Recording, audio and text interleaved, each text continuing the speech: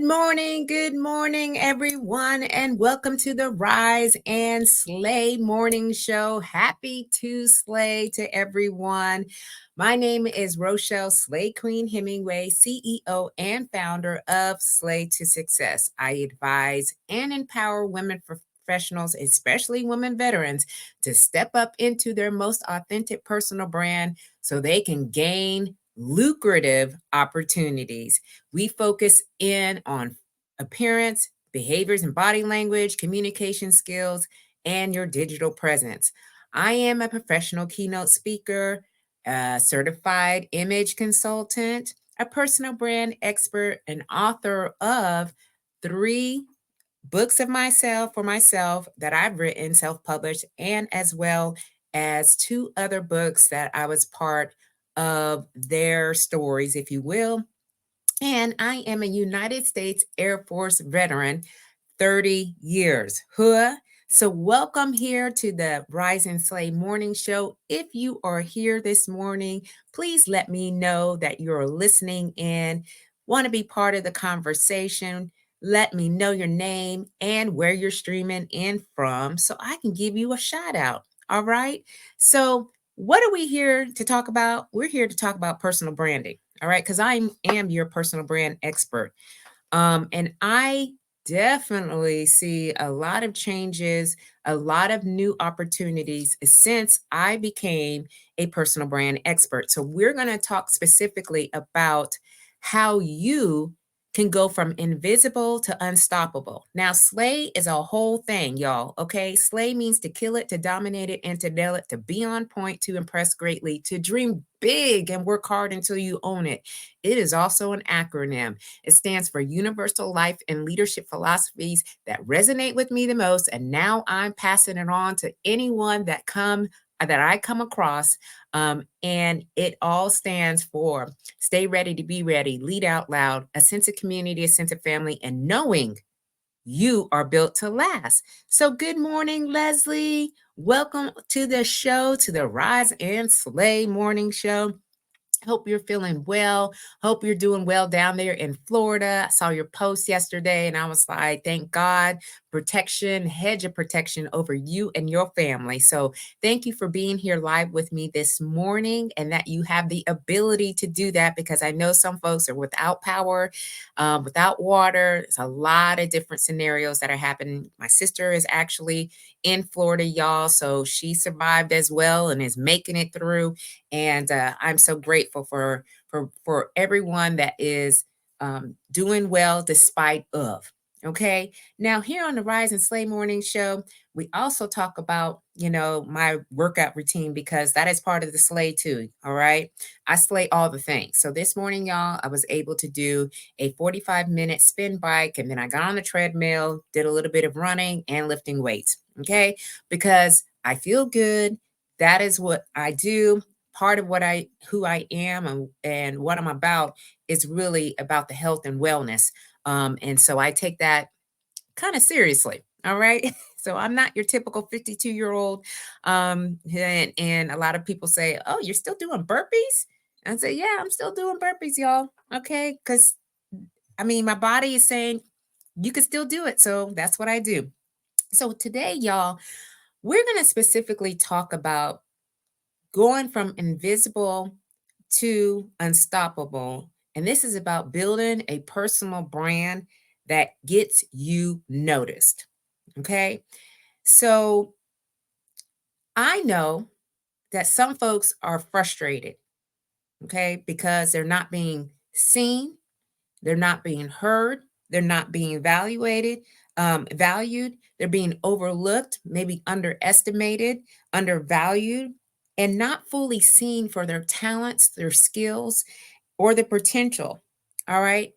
It's as if you're showing up, you're working hard, you're doing all the right things, and yet somehow you still feel invisible. So I'm going to share with you all just a little bit about my journey. Like I said before, I served 30 years in the United States Air Force. Huh? And for the first 15 years of my career, I felt like nobody saw me. Okay. I was doing all the right things that I thought.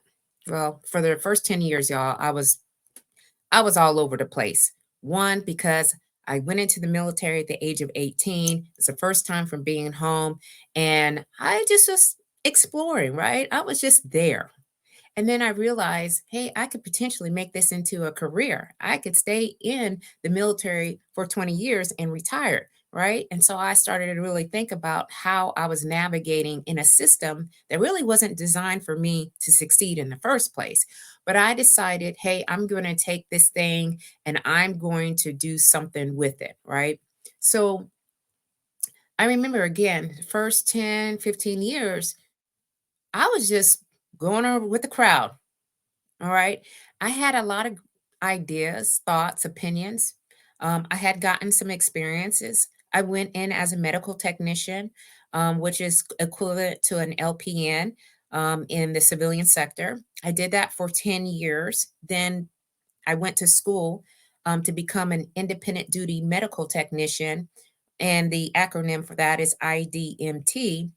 And in that role, I started getting deployed to all these different countries as the only medical technician on teams, which meant that if anyone got sick or ill in the field, okay, where there are no hospitals, clinics, um, places where we had to be airlifted out of these particular places, um, I was the only medical technician. I was the one giving people drugs. I was the one starting IVs. I was the one making sure that, they could at least survive until the helicopter came in and airlifted them out. So I'm going to just tell you about one of the deployments. So I was in Vietnam for 3 months in the jungles of Vietnam. Me and 11 other people were out on the top of a mountain. Again, we were in a helicopter to get there, and we had to be airlifted out to go home. And home meant to the nearest location, which is Hue, Vietnam. So we left from Hue, Vietnam, flew on the top of a mountain, stayed out there for 3 months, digging, looking for missing persons from the Vietnam War. I was one again of 12, and anyone who got sick, whether they were Vietnamese or on the team, I was responsible for them. No one told me that I was responsible for the 80 Vietnamese workers that came on top of this mountain to help us dig. And then one day, one of the Vietnamese workers fell down the hill, a very steep hill, and he actually lacerated his ear and he had a concussion. We had to put him on a stretcher, walk him a mile on a stretcher back to our base location. And I had to sit with him and his wife, because his wife was also one of the Vietnamese workers, call in a helicopter to come get him the next morning. It was the scariest thing that I had done up to the point where I was in the military. And at that point, it was in 2003.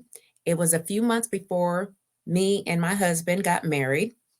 There was no way that we can call. The way that we called out was with another person who was in the Marines, and he was a radio guy, and he had to go and put up cables in the trees, connect them so that he can get the actual connection so I can call. And I remember calling my now husband, crying and carrying on because I was out there in the middle of nowhere responsible for someone's life. Now, how does this all tie in to what we're talking about today? When I was out there, I felt invisible. I felt alone. I felt like, oh my gosh, no one but these 12 people and these Vietnamese workers really can see me in this moment. And when I went back to Japan, that was my base that I flew out from. I was trying to share this story with people. And sometimes, when people can't see you doing that action in the moment, it's hard for them to understand what truly went on. So I continued to do my work when I was there. I was put back into a clinic where I was only responsible then for two people. And then one day, we got a new superintendent, and she came to where I was at and she said, "You're no longer going to be working here. I want you to pack your stuff up. And on Monday, you're going to go to the family medicine clinic." Now, anyone who's familiar with clinics or hospitals, the family health primary care office is the biggest office area for any clinic. So I went from two people to 40 people overnight and had to supervise these 40 people. Now I am in the limelight. I'm not invisible anymore. People actually saw me every single day. And it most of the times it wasn't for good. Hey Latricia, how you doing? How you been? How you feeling? Thank you so much for being live with me this morning. And it's good to see you here, my queen. Um, so I was no longer invisible, y'all. I was front and center. I got pulled up almost every single day because not only was I responsible for myself, now I'm responsible for these 40 technicians. And, it came with a whole lot. And then I realized up until that point that I thought in my mind that I was invisible and people were watching me all the while. Even when I didn't think they were watching me. And they said, "It is time for you to be out and put yourself into this conditions, if you will, this environment, and we want to see what you do." And I didn't think of that at the time. I thought I was, the fixer upper, like, let me go in here and fix this place up, and then I'm going to go back to where I was. No, I stayed there, y'all, for 2 years. And through that, went and I PCS to uh, Nellis Air Force Base. Again, that's in Las Vegas. I was put in the back into a clinic, didn't have a lot of responsibilities until one day again, they said, we are looking at your records. We need you to be over here. And then the number went up higher. I went back to the family medicine residency clinic and it was over 80 technicians. So it was a slow progression. And so I went from being invisible to unstoppable because I started to see and learn and take in the experiences, take in how people were behaving, how I can help, support, encourage, inspire. And I took on a lot of things. So if you're working hard, okay, if you're showing up, and somehow still feel invisible, I want you to know that people are looking.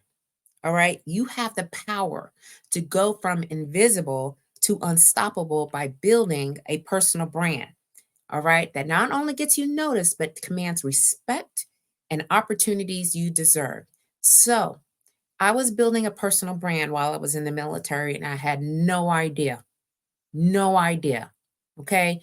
There were certain ways that I would take on that role. I started to hear, certain phrases that I used to use all the time, and then people would say those things back to me. Um, I was very much a stickler on dress and appearance.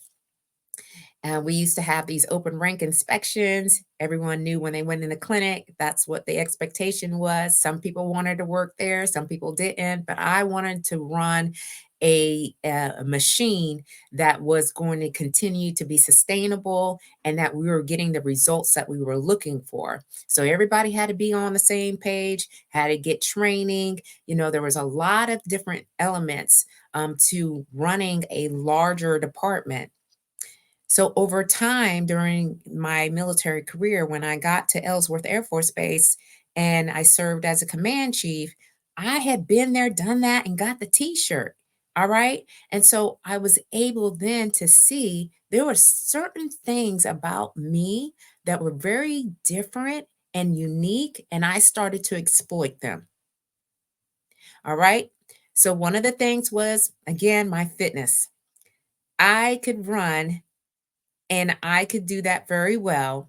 Used to get anywhere from 95 to 100s on my physical fitness test. I kept myself very well in shape.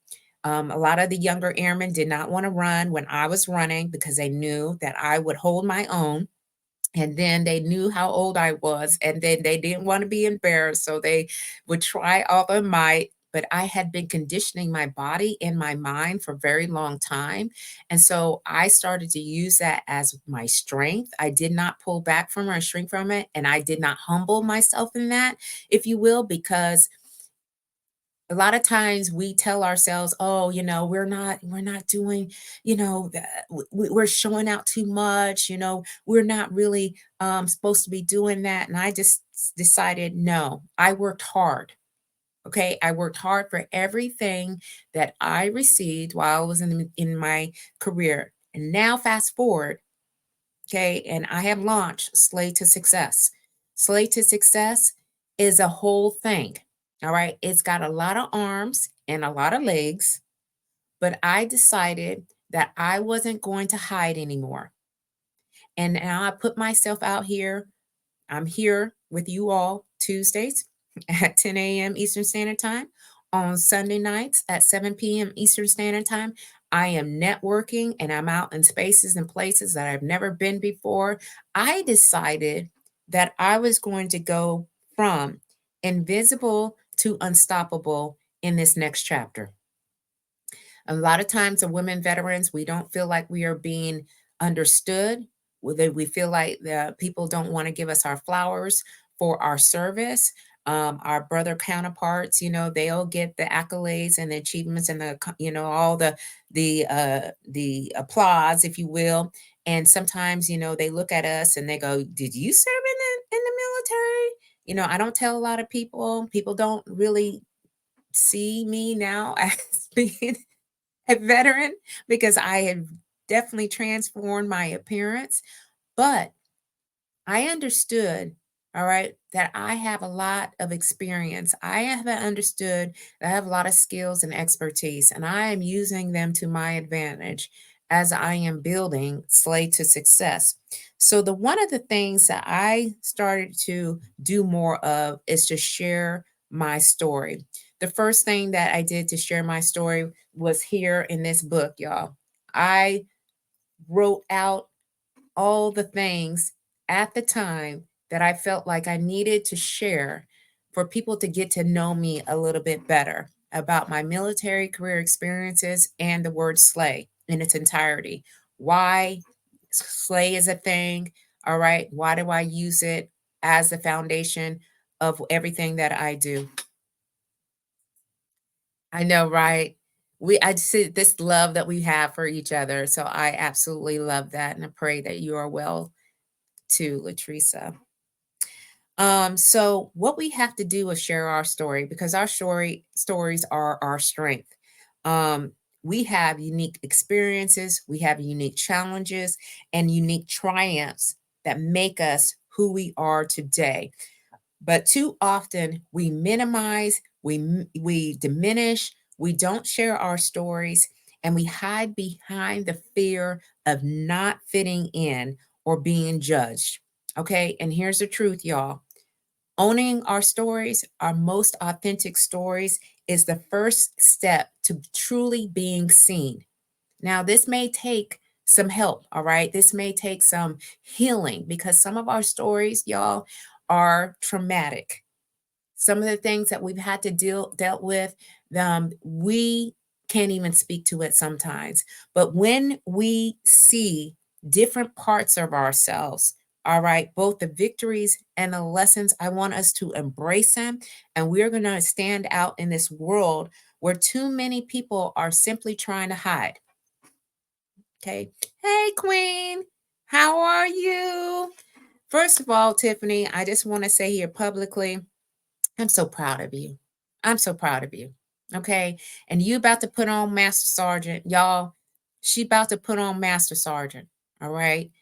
And she worked with me. We worked together when we were at Ellsworth Air Force Base. And I am absolutely excited. Congratulations for all that you have done and for your service in the United States Air Force. Okay. I'm well. You know, I'm doing well. I'm doing good. I feel good. I have so much exciting news to share with everybody as I continue on with our discussion today. So, we are about to go from invisible, if we feel invisible, to unstoppable. Okay. Because this requires a little bit of us to share our stories, right? To share what we are have been made of. And so I just wanted you to know authenticity isn't just about being real. Okay, we got real talk going on here today, but it's just not about being real as we've heard many times. It's about being bold enough, all right, to let the world see the real you. All right. Not the phony, fake person taking on somebody else's demeanor, if you will. It is about you. And that's where that true connection and recognition really starts. And that's what I have seen time and time again. All right.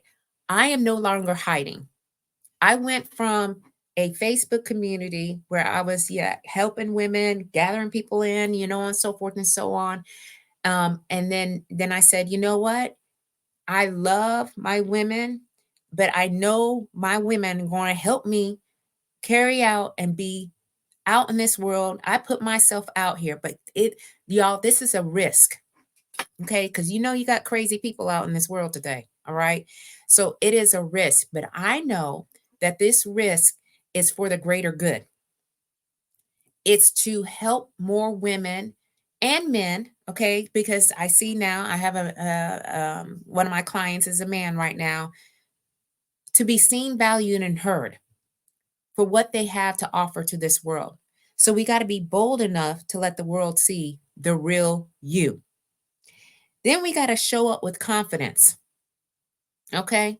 Because it matters. Confidence is magnetic, it's contagious. And yet, many of us have been conditioned to stay humble, to not take up too much space, and to downplay our brilliance, right? People will tell you you're doing too much. You're talking too much. You're making me look bad. Every time you talk, we always see that, oh, we can't live up to it. And it's the way that you share. All right. But what I did do very well while I was in the military, and now I still, carry on in this entrepreneurial world, if you will, is I make sure that my confidence level is high by doing things that I know that will get me out of my comfort zone. And that is why I exercise as hard as I do, because when I'm breathing, huffing and puffing very hard, and I'm telling myself, I don't know if I can do it. And then when I do it, something switches. So when I'm out in these streets, it translates. All right. So confidence, right?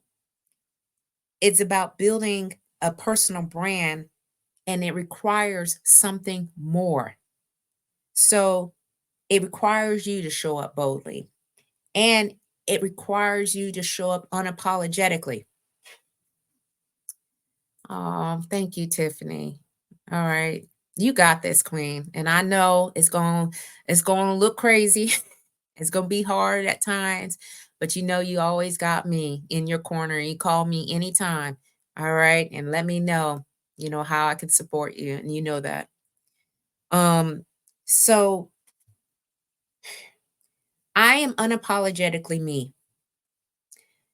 Someone asked me the other day, is you wear pink every day? And I was like, for the most part, I think about 97% of the time I wear pink. Now, when I'm in my house, I probably have on sweats and some random t-shirt or whatever. But when I'm out and about, yeah, I do. And I don't push back from it, right? Because it's my color. It's a message that is conveyed to me to be a little bit softer, to give yourself more grace, to be a little bit more kinder to yourself. All right. And it's okay. Yes, I have masculine energy. I carry it. Sometimes, I go into it rather quickly, but I have to remind myself that I am a woman and a full-fledged woman. All right. And I don't have to do that. I don't have to go toe to toe all the time. So, yes, I'm rooted in who I am and what I bring to the table. And confidence doesn't mean that I'm arrogant. It just means I know how to carry myself. I know how to speak and interact where I can leave a lasting impression on those that I meet. And when I consistently show up with confidence, I send a message. Okay? And you are someone who knows their worth and is ready to lead. You are valued. Okay? And just never forget that. So, the last point that I want you to know is it is up to us, all right, to build our own personal brand. And how we want to do it is our business. Okay? I help women and men to build their personal brand either through workshops in person or virtual. I have one coming up on October 23rd, specifically for women veterans. All right? Because sometimes we get stuck and we're not quite sure of how to get noticed for whatever opportunities that we desired. I also do one on one consultations on virtual or in person. And I do a lot of speaking, okay? Keynote speaking, panel speaking about my journey, not only in the military, but now my journey as an entrepreneur. And when you build your personal brand, you are building influence. And it has to be positive influence, not negative, not something that people are not going to connect with. But you got to watch your visibility, okay? And figure out where you're supposed to be and how you're supposed to be positioning yourself. And your confidence will start to naturally grow when people start wrapping their arms around what you're creating.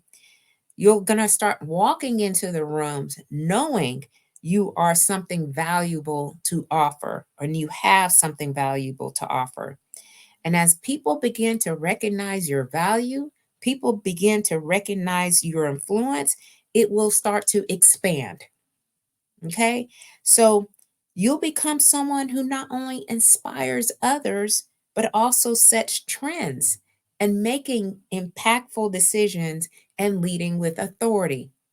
So, y'all, it is time, okay, to stop hiding. We need to go from invisible, if you feel invisible, to unstoppable.